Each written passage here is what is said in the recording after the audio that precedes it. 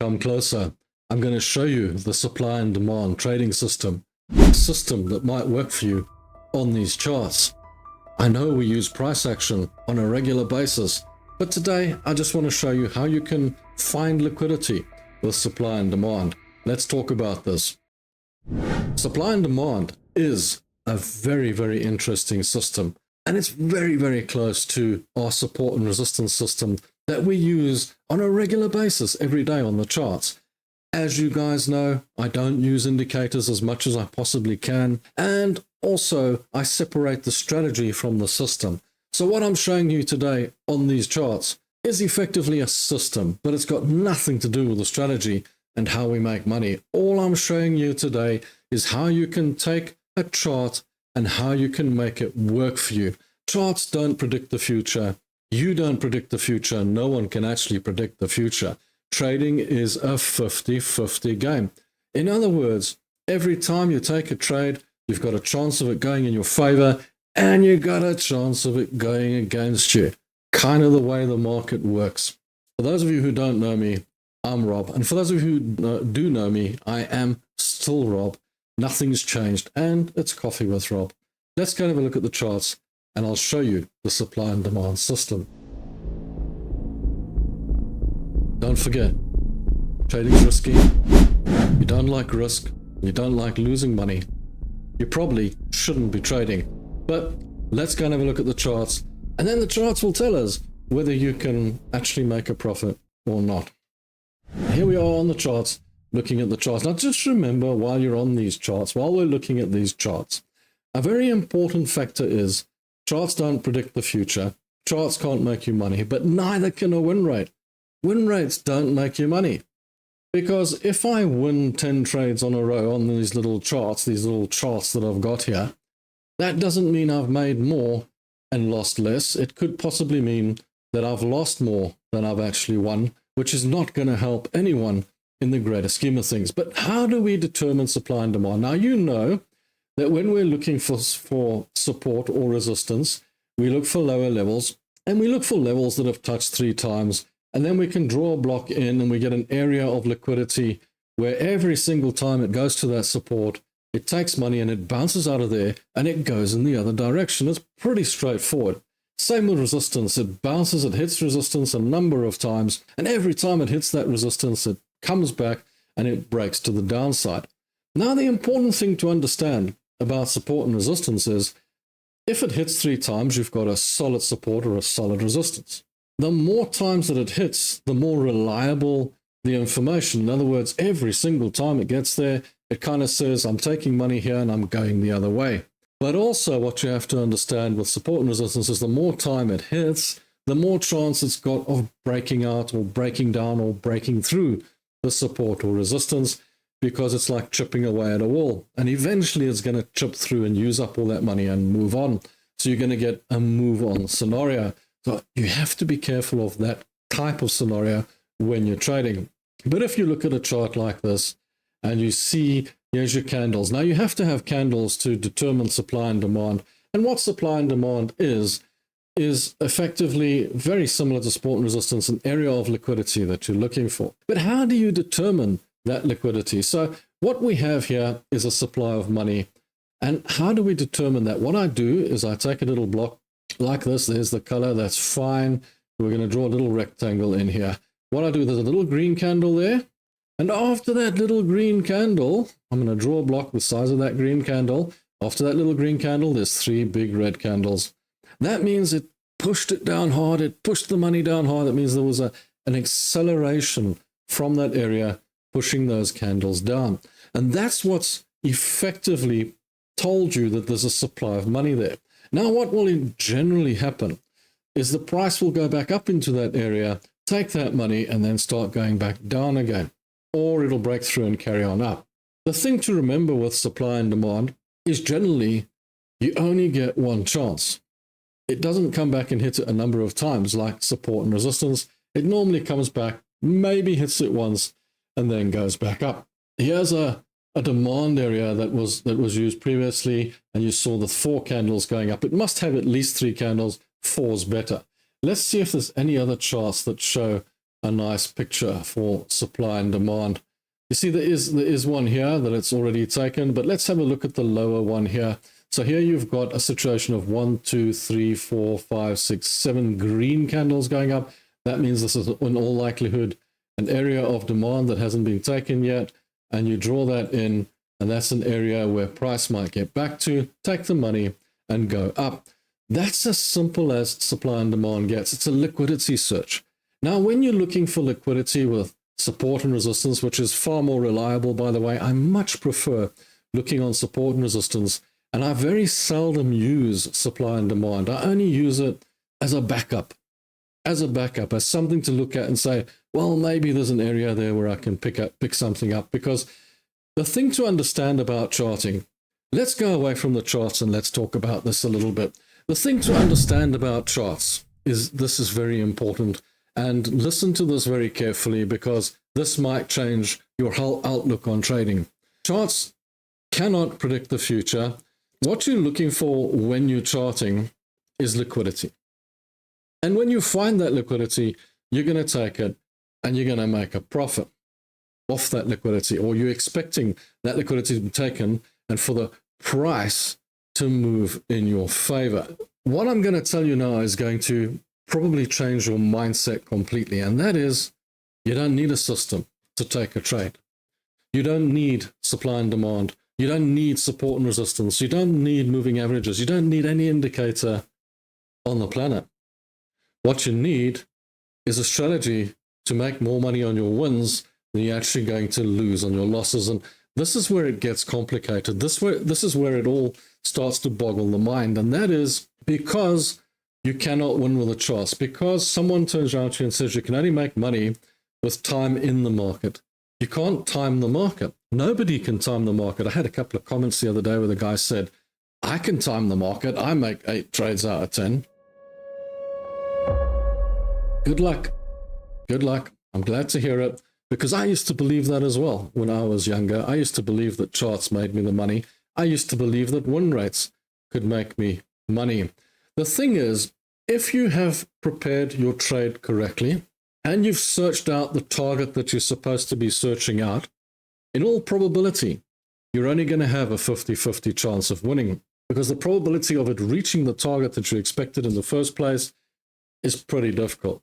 You may have a win rate if you're taking small wins. In other words, you're risking $200 or $2,000 and you're making $50 on every trade. Then you may have a win rate. But you're risking so much for so little, and it should be the other way around. What you should be doing is making more on the wins and losing less on the losses. In other words, you should be risking $250 trying to make $700, $800 profit. That's what you should be trying to do. Because in the market, there's no way that you can actually determine which way the trade is actually going to go. And which is why I say, and I've done this experiment, believe me, and a couple of you mentioned it in the Telegram channel, that you want to try this experiment, and we can actually try it together if you like. I actually don't mind. You try this. If you take trades, do it on a demo. Don't do it with your real money. Do it on a demo. Say, I'm going to take 10 trades, and I'm going to choose a buy and a sell. In fact, don't even choose them yourself, because you'll have some kind of sway towards which way you want to go. Ask somebody who doesn't know how to trade. Ask your wife, ask your child, ask your friend, ask your girlfriend, ask your boyfriend, ask your husband. Doesn't matter. Whichever way, get somebody who doesn't trade to come and choose the trades for you. Say, here's a chart, choose a buy or a sell. You tell me which way I should go, buy or sell. And then implement the risk management strategy.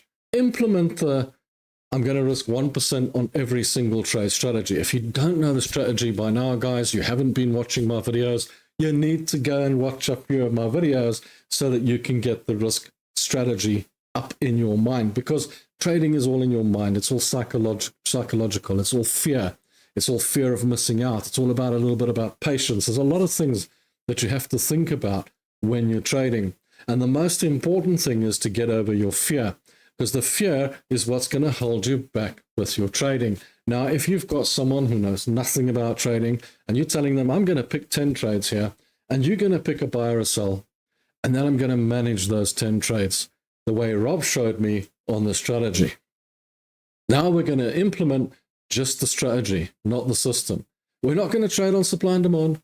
We're not going to trade on support and resistance. We're not going to trade with moving averages. We're not going to trade with RSI. All we're going to do is say buy, sell, buy, sell. 10 trades. Now manage those 10 trades. Manage them properly with proper targets and proper stop losses and see what happens. Now, if you come out any worse than you would have come out by having a system, then I'm wrong. But if you come out pretty much where you would have come out in the first place, then you've got to think for yourself, can anyone really predict the market? Can anyone really time the market properly? No, I have not met anyone that can time the market properly. I've met lots of people that can maybe scalp. I've met lots of people that are maybe on a lucky streak, but I've never met anyone that can actually time the market with a trading chart, with a trading system. You see, a trading chart, what it does is it tells you what happened in the past. And humans are creatures of habit. So what happened in the past will in all probability happen again in the future. And that's what we base our technical trading systems on. We base our technical trading systems basically on the past. What happened before will probably happen again in the future. But will it for sure? Will it actually happen? And this is where charting becomes rather tricky. I hope you understood the supply and demand that I've shown you there, because that's going to help you along. You see, if you put a system in place in a chart, what it does for you is it makes you more confident when you're taking your trade, because what you're looking for when you're taking a trade is that confidence to feel, I'm taking a good trade, I know what I'm doing. You don't want to take a trade with, I don't really know what I'm doing here. You wait until you get that person who doesn't know how to trade and you're telling them, pick a buy or a sell. In their mind, they're thinking, I don't even know what I'm doing here. But there's no risk for me. It's all his risk, so I'll just choose the trades. Doesn't matter. You see? But if you know you can manage those trades correctly, that starts to take the fear level down. That starts to take the fear level away. It also starts to take the FOMO away when you know you've left a plan in place, a proper plan, and you don't have to adjust that plan in any way, shape, or form. By the way, if you want to trade in the day and a little bit more perks and a little bit more information, a bit more contact with Rob, then join the members area down below. There is a join button. It's part of YouTube. And if you've watched the video this far, why haven't you subscribed yet? Come on, put the subscribe in. Subscribe to the channel. Channel's picking up subscribers, and it's a bit of fun. And we're a great team on the live shows on Tuesday and Thursday. Join us for those live shows, man. Why aren't you on the live shows with us if you haven't been there yet? Come and learn something. Come and pick something up. Come and pick up a bit of my experience. I'm not boasting and showing you how much I can win and look at other money falling out of my pockets or anything like that. Do you know what I'm showing you? I'm showing you where I made mistakes. I'm showing you all the mistakes that I made in my trading career and where I went wrong from time to time. And the things that I believe that you probably believe today, because everybody does the same thing. Everybody makes the same mistakes. And I've watched this in trading, and this is what gave me a sort of aha moment as well. Every single trader I come across has all made the same mistakes. None of them can actually turn around and say, oh, I didn't do that. Most of them have done it. If there's a mistake to be made, most of you have done it. And most of you that are starting out will probably still do it. Probably still make that same horrific mistake somewhere down the line. So what I try and do in my videos is I try and portray forward to you those mistakes so that you can get over them and do the right thing. So what I'm showing you is a way to trade and a way to actually move forward and try and skip some of those mistakes. But you won't, because nobody ever skips them. Even if they're told, they don't skip them. Do you know how many people told me, don't do that, work this, do it that way. I still did it. I still made those mistakes because for some unknown reason, as human beings, we tend to believe ourselves, but when somebody else gives you some information, you tend not to believe it, and you tend to be cynical and suspicious about it, and you don't really want to hear it. And what I always say to a lot of traders and friends is, if you are trying to learn to trade, and you are listening to a lot of YouTube videos, don't be afraid to listen to the information. You don't have to try it out with real money. You can try it out on demos, or you can just try the information out. You can test the systems for yourself. Everybody's always looking for that next shiny tool, which I call the never-ending cycle of doom. And if you've got a system that works for you, why don't you stay with it? It's the strategy that's important. The thing is, people go out there and they go looking for something new, a new shiny tool. And then when that shiny tool doesn't work 100% for them, then they get upset with the person that gave them that shiny tool. The whole problem is the person using that shiny tool, it works for them. It just doesn't work for you because it doesn't fit your psychology. It doesn't fit your plan. And you've got to work everything into your plan. So for example, if I show you a system and I show you how to trade and you like it, it doesn't mean it's going to work 100% for you. You might want to take a little bit from somebody else's and put it in there, and a little bit from something else and put it in there, and build your own system up that works for you, because that's how trading works. You need to find a center, a comfort zone, an area where you feel comfortable. Don't forget, if you risk too much, you're going to be very, very uncomfortable. So you've got to find your comfort zone there as well. You don't want to be waking up at 2 o'clock in the morning and trying to look for trades and think, oh, is it going up? Is it going down? What's going to happen next? Be very careful of that. On that note, guys, I want to thank you for watching. Don't forget to like, comment, and subscribe, and come back and watch the live shows and watch the other videos that I've got here that are really cool and enjoyable for you as well. Cheers, ciao, and bye.